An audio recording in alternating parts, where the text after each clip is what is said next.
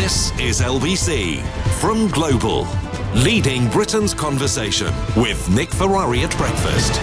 Morning, Chip. 5 minutes after 9 on Monday, the 4th of March. Coming up in this hour, we will return to the issue of knife crime. Also, the suggestion that Bloody Sunday veterans could be made scapegoats. Angry senior officers on that. We'll give you more details of that as well. But let's start with the opportunity. And how many times do we discuss health matters, whether it's issues with A&E, whether it's issues with provision, whether it's issues with GPs, new technology being brought in. And I have to say that the Health Secretary, Matt Hancock, has become a good friend of this programme and regularly comes on and gives us the benefit of exactly what the new initiative might be. And on a number of occasions, I've challenged him, why don't you come in and take some calls? So delighted to welcome you, Health Secretary. Great to be here. Thank you very much. And before we start with the calls, and there's certainly enough of them, there's a new move as regards organ donation, and you write very movingly across 2 pages of one of our newspapers today, the Daily Mirror, because this actually touched your life as well through one of your children. Yes, the organ donation is so important, and with children donating organs when they sadly die, there just aren't enough organs being donated right now. There are 200 children in England on the organ donation waiting list. And last year, 17 children died whilst they were waiting for an organ. And I feel very strongly about this because I have a 10-year-old son, and one of his best friends needed a heart transplant. And you know, for years and years he got weaker and weaker because his heart just wasn't growing and wasn't able to keep up with him. And he was really it was getting worse and worse. And eventually, finally, the call came through, from a family who'd had to take this terrible decision that their child had died, but at least could save the lives of others by donating those organs. But not often enough are parents asked if that's okay. Whereas for adults, you can give your consent. And in fact, we're changing the law with adults so that the presumption is that the organs can be used unless you actively opt out. It's a bit more difficult for children because they can't actually give their consent. But what we're saying is parents should seriously consider giving that consent, and I think that they should. I would. But also that the doctors need to ask, in that terrible situation where a child's died, having the conversation, would you like your child's organs go to save other children's lives, is a conversation that's worth having. Well, good luck with that. Let's turn to the calls. First up, Joanna in Hemel Hempstead. You're through to the Health Secretary. Joanna, go ahead. Morning to you. Oh, good morning. Morning. Having worked in the health service for many years, I'd like to ask the Minister what's his thinking behind changing or cancelling the 4-hour waiting time in A&E. What was your thinking behind that? Well, Joanna, the 20 billion extra we're putting into the NHS is all about making sure that it's always there for everybody, for their families, over the long term. As part of that, the NHS themselves want to take forward a review led by clinicians into what's the best way to measure what's going well. So there will be targets. They're very important. We've got to be able to hold the NHS to account. We've got to make sure that the money is well spent.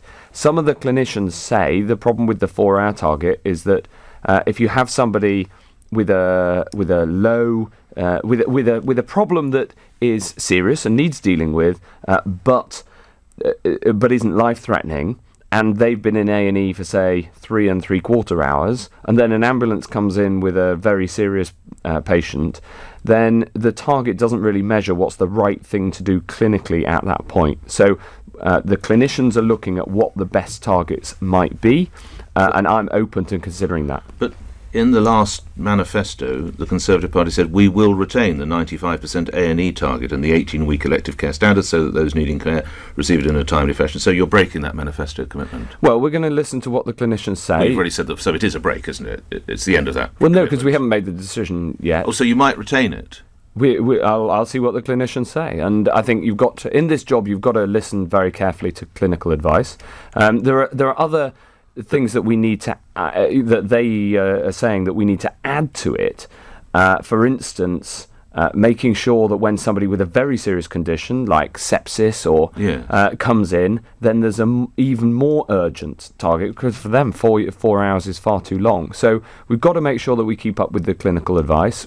I haven't actually formally seen yet a proposal from the NHS, but since there's a lot of clinicians who say that the current target actually skews what's the right thing to do medically, then I think you've got to take that very seriously. Let's get a response from Joanna before we move on. Joanna? Oh, excuse me. Well, the fact that your predecessor cut so many A&Es, the pressure on the A&Es, the fully functioning A&Es that are left, is so enormous because they're taking so many more patients walking through the doors. The staff couldn't possibly give a full attention for 4 hours, really. You can't really have a target. You don't know how many patients are going to walk through the A&E. You don't know how many doctors, the ratio of doctors to patients. So a target, especially 4 hours, has always been ludicrous because, as I say, the previous person shut so many A&Es. So I think it's, when you haven't got a definite number, it's impossible to give a target for anything in the A&E. All right. In a way, I think, Joanna, your testimony amplifies what Mr. Hancock is trying to discover. So, respectfully, thank you for your input. I must move on. Every single line is busy to try and get through to the Health Secretary. Joanna, thank you for your call. Paddy in Derby, you're through to Mr. Hancock. Go ahead, Paddy. Good morning. Hi, Mr. Hancock. You're a very hard man to get hold of. Good morning, Paddy. Good morning. I just wanted to ask you, in your opinion, if just one death occurs by the potential drug shortages post-Brexit, would you say that the Brexit project itself would have been worth it? Well, Paddy, as you know, I didn't vote for Brexit, but we are leaving, and we live in a democracy, and I respect the democracy of the country. And when we ask people to vote, then you've got to take that vote. You've got to answer that call. And so my task is to ensure that whatever the circumstances, the NHS is as well prepared as possible. Now, as it happens, I think because of a lot of the work that we've done, we can now be confident that there'll be drug supplies, as long as everybody does what they need to do over the next few weeks. What do you mean? What have people got to do then? If everybody got for instance, the stockpiling that's been much talked about in terms of making sure we have enough drugs in case there's a blockage at the Dover-Calais border. That stockpiling is not being done by the NHS; it's being done by the pharmaceutical industry. There are 12,300 different drugs that are commonly used in England, and we've got to have a continuous supply of all of them. So it's a complicated process. In fact, we know more about the drug supply system than ever before, because we've done an awful lot of work on making sure that it's robust to whatever the Brexit outcome. So I hope that you must be concerned about a no deal. That could affect drug supply. Well, the no deal is the only scenario in which this could be a problem. And so I think that a deal is undoubtedly the best way to go. But can you, as Health Secretary, can you support a no deal? Well, I'd rather not. No, but can you? Well, the point about being Health Secretary is that you have to prepare for lots of things that you don't want to see. Yes. The Health Department is constantly working to solve problems that you don't want. Right. And a no deal is one of those. So regrettably, but you would have to prepare the country. You would have to support a no deal. Yeah. When I became Health Secretary, 8 months ago, one of the first things I did was accelerated our preparation for no deal. Not because I want no deal to happen, but because it might. And are there targets for how many lives might be at risk in the event of a no deal because of drug supply? Well, clearly zero is what we want to see, and we're working towards making sure that there's unhindered supply of all medicines. Now, so how many weeks have we got? In the event of a no deal, how many weeks of drugs have we got, do you imagine? Well, we've got a minimum of 6 weeks of drugs that have been stockpiled. In some cases, that's enough, Mr. Hancock. Well, in some cases, the stockpiling has been done to a much greater extent. So, for instance, with insulin, there's now 16 weeks of stockpiles. But actually, the next step is to ensure that if there are blockages at Dover-Calais, where about 60% of our drugs come from the EU, and most of those come through Dover-Calais, if there's a blockage longer than 6 weeks, then we'll have other supply routes. And from where? Well, through the different ferry terminals, and including like Felixstowe or something like that, or bringing it into a different city. Is that what you're saying? Exactly. I see. And then also by air. So we've got an air contract to ensure that we can bring in drugs. Contract with whom? With one of the big logistics organisations. Do you know which one? It's DHL. And so they would go to whichever European... And presumably it's it's actually a flight from Birmingham to Maastricht that we've So the drugs that would we've get chartered. to Maastricht, they'd be loaded on, and they'd Yeah, be... But exactly. presumably it's a two-way street. Presumably Britain manufactures a number of drugs, and Yes. the Europeans are quite keen to get Yes, in their fact, hands- more. So there's more drugs that flow from So us they'll be to keen them. to keep it going You the would- other way. You would hope so, and nobody. You would have thought that nobody on the other side would also wanting to have a blockage. And there's Ireland, of course. So most of Ireland's drugs come through the This UK. is the Republic, you mean? Yes, Yeah. most of the Republic of Ireland's drugs come through the same route as they come to the UK.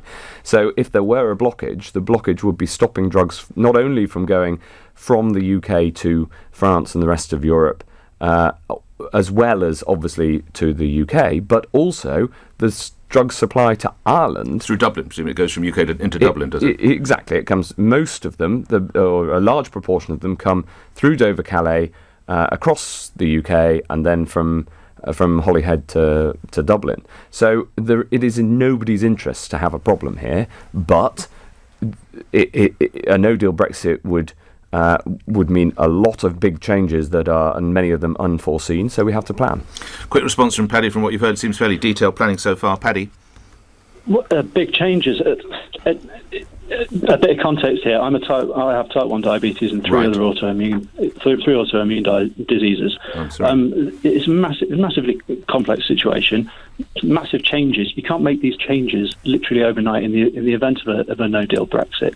We hear conflicting messages about personal stockpiling. 16 weeks isn't enough. These are drugs that are needed every hour of every day for people with type 1 diabetes.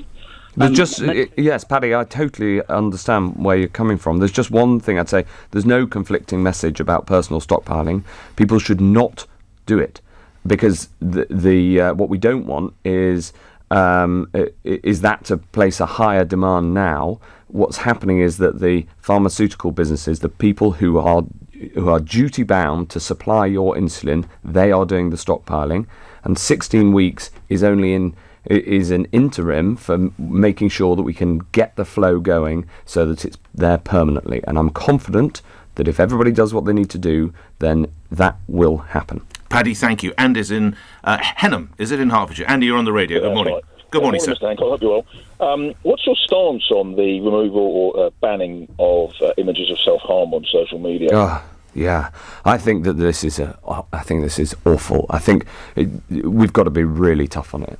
And I think what do you mean by really tough? Well, firstly, the idea that it should be the social media companies who decide what is and isn't okay, that is wrong. Well, you wouldn't get away with it on LBC. You Right, wouldn't get away with it in the papers. As a society, we should make a decision, and so I'm glad that we're going to be legislating on this front, and I think that that's really important, the first thing. Second thing is, these social media companies need to wake up to the fact that there are these images on their sites and they kind of say, well, freedom of expression is important. Yes, but it has an impact on other people looking at them. Now, I'm delighted that when I first started talking about this, Instagram changed their rules a few weeks ago, and I'll be meeting them and the other social media companies in about a month's time to check the progress that they've made. But there's a lot more to do here. Good response from what you've heard? Well, I didn't hear whether he was saying that he wanted it banned altogether or controlled. And the reason that I'm asking this question is because my daughter was self-harming. Sadly, she carried a lot of baggage as a result of a breakup from myself and her mother. But the only reason I became aware that she was self-harming and we were able to intervene was because her older sister was able to look on Facebook and look at Instagram and see the kind of posts that she was viewing and stuff she was liking. And I guess if you, granted, if there are some really graphic images, there should be some control.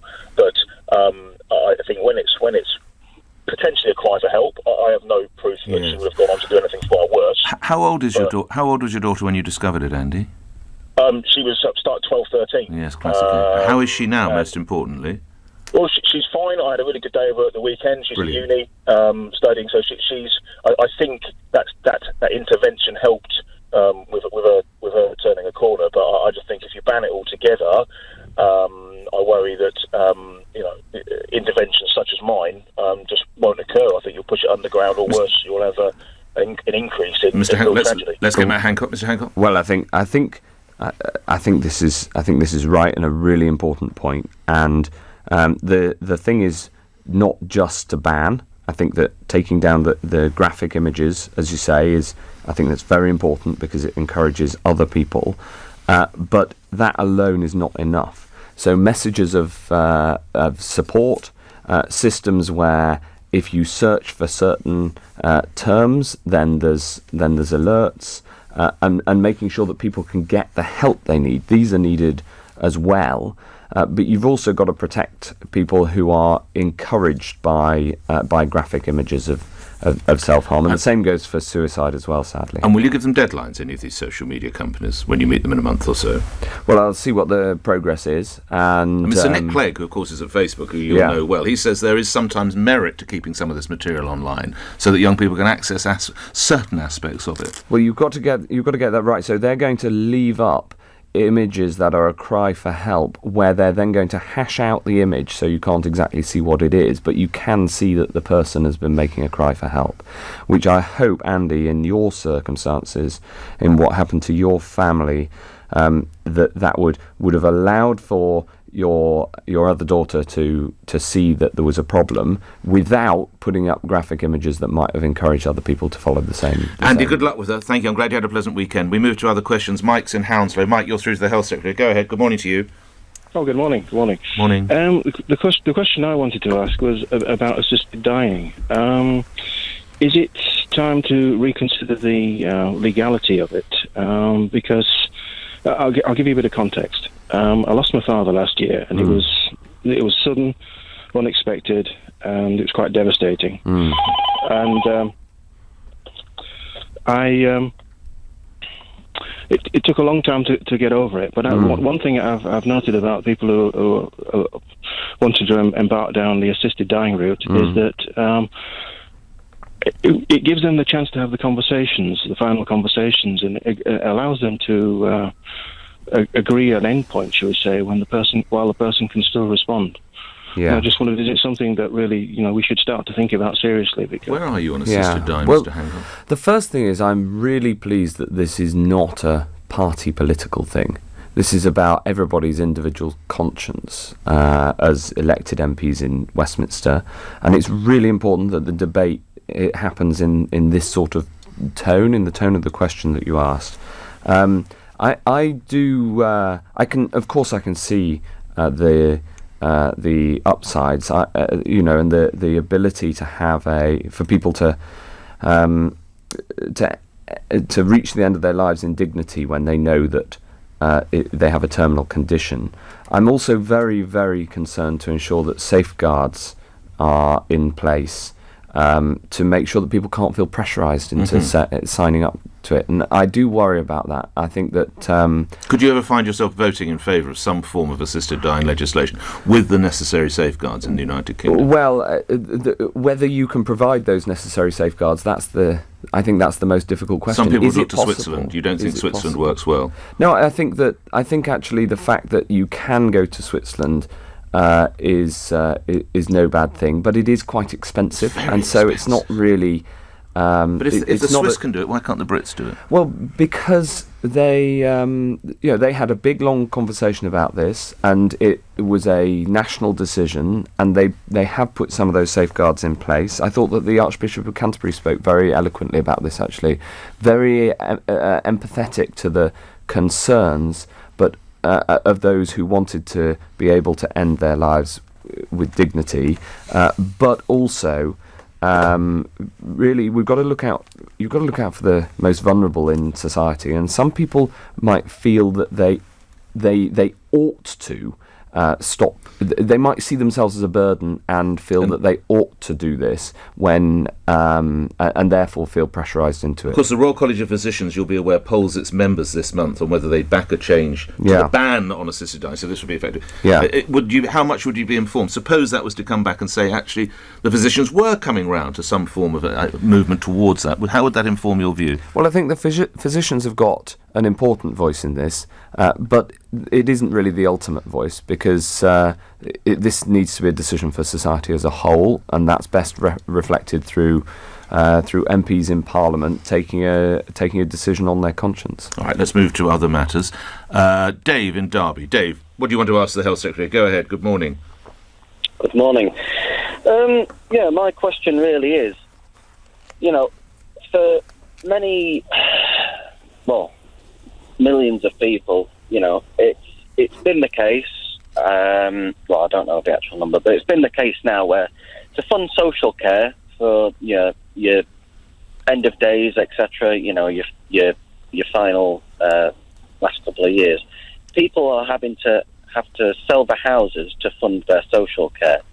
Now, in a country where successive governments have ruined this country economically, and people can't afford or won't be able to afford houses for the future, how will future pensioners, etc., or anyone's fund be able to fund social care when you guys have scrapped it?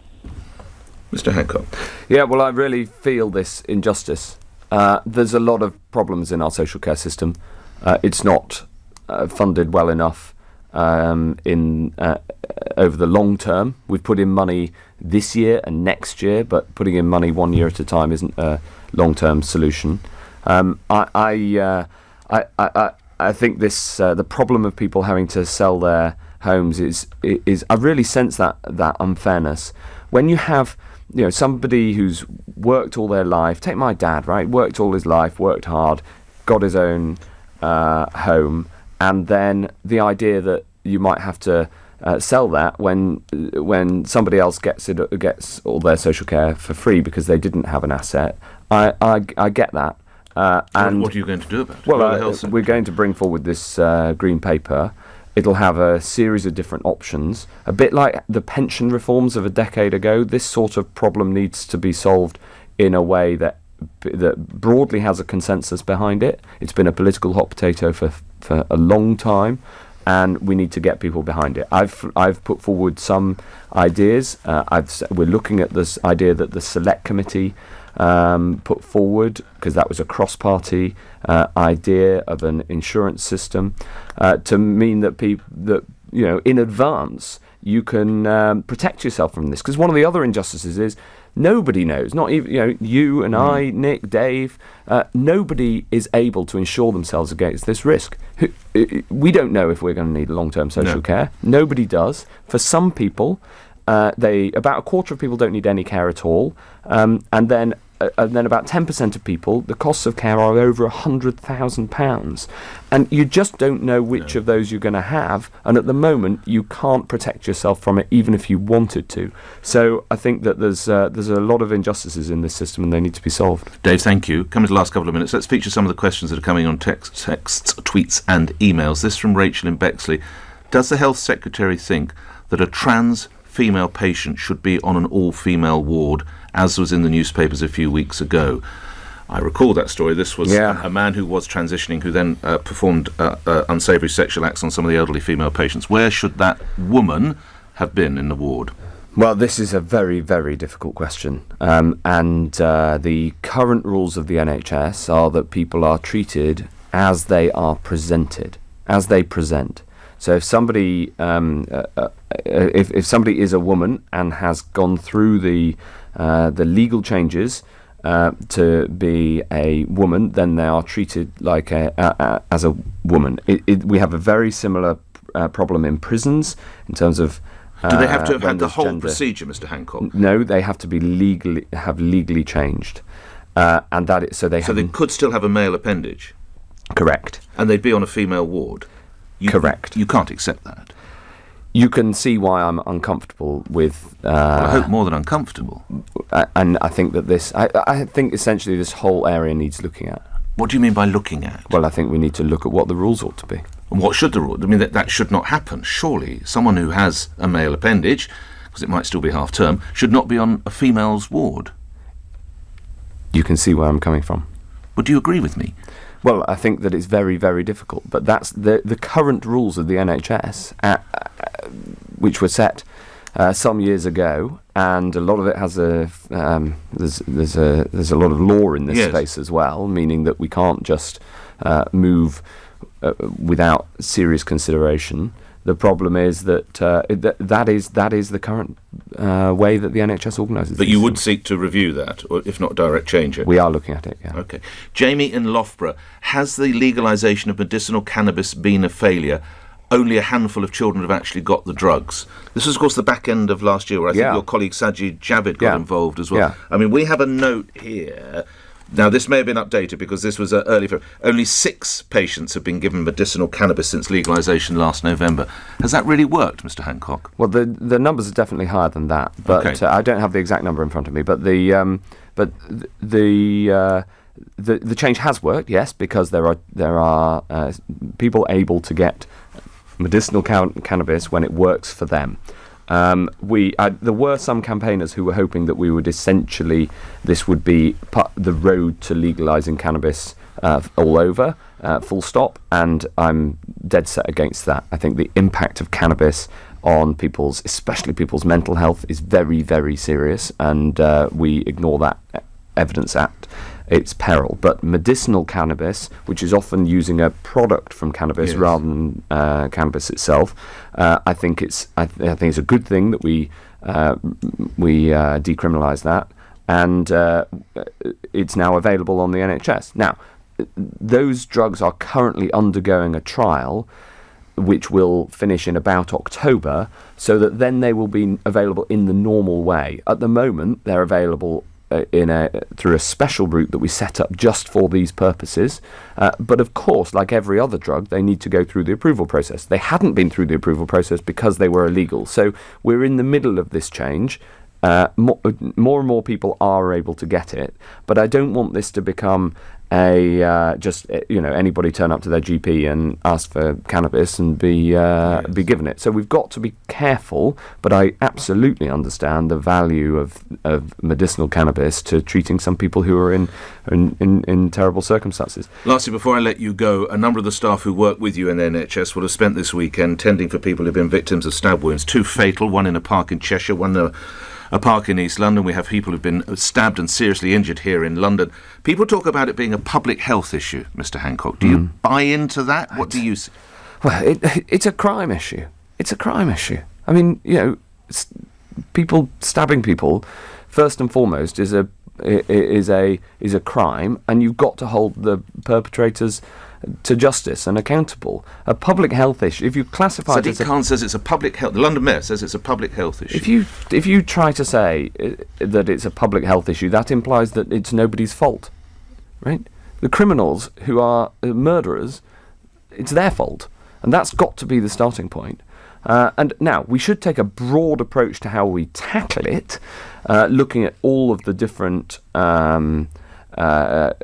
causes and all the actions that we can take, and Sadiq Khan himself could do with taking some actions here in London. Such as what? What should the London Mayor be doing that he's not doing? I mean, it's been reported he's gone on holiday this weekend. So I saw. How do you react to that? Well, I'm to tell you the truth, I'm pretty surprised. But you had your previous guest said politicians do need to have holidays. That is true, but there are also moments of crisis when it's if you're in a big job with heavy responsibilities, then there are times when you need to be there and acting. Yes. Many years ago, when I was news editor of The Sun, the Zeebrugge ferry sunk, and we had a lot of Sun readers on. I cancelled my leave. It's just what you do. It's what you do. Yeah, it's what surely Mayor Khan should be doing. Well, I think that there's an awful lot that Sadiq Khan needs to be doing on knife crime here in London to keep people safe, and we should see it first and foremost as a matter of and criminality. This public health issue is almost like a cop-out, lastly. Well, I wouldn't want it to be a cop-out. I mean, if he uses that language, meaning we've got to take a broad approach to how we tackle it, fine. But actually, I think if you try to say that knife crime is a public health issue, it implies that there aren't individuals who are personally responsible for these terrible crimes, and you've got to start from the point of the perpetrator needing to be brought to justice. From my listeners to the people who work with you in the National Health Service, we talk about it almost on a daily basis. There's a fantastic army of men and women you're working with, so my thanks to you for them and all the work that they do. Well, they are brilliant, and They're an extraordinary bunch. I love this job because there are so many people, more than 1 million, who are, it's really mission-driven. We feel a sense of, there's a sense of purpose to working in the NHS. I'm incredibly proud of everybody who works in the NHS. And one of the things that I've tried to convey, and I'll take this opportunity again since you give me the chance, is that everybody who works in the NHS, from the porter through to the chief executive, everybody plays a part in saving lives and improving lives. There's a wonderful quote from John F. Kennedy when he went to visit NASA after he'd given them the mission of putting a man on the moon, and he saw a janitor on his way to giving his speech, and he shook his hand and he said, "Thank you for helping put a man on the moon." Now, every single person who works in the NHS, in whatever job they do, plays a part in improving the health of the nation, and I'm really grateful to them. Thanks for your time today on LBC. Matt Hancock, Secretary of State for Health and Social Care. 9:35 LBC News Bulletin. A former Metropolitan Police Commissioner has told LBC the government's efforts dealing with knife crime do not go far enough. Lord Hogan House comments follow a call by the Home Secretary to end the senseless violence following a series of stabbings over the weekend. The Health Secretary